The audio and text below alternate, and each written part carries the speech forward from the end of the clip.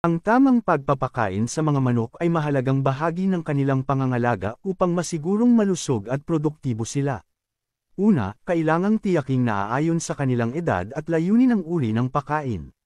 Para sa mga sisiw, magbigay ng chick starter feed na may mataas na protein content na nasa 18 hanggang 22% upang matulungan silang lumakas at mabilis na lumaki.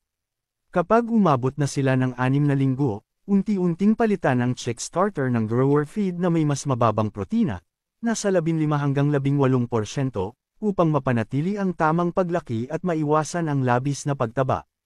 Kapag umabot na sa sapat na edad para sa produksyon, magbigay ng layer feed na may balanseng halo ng calcium, phosphorus, at iba pang nutrients na kailangan para sa malusog na pangitlog.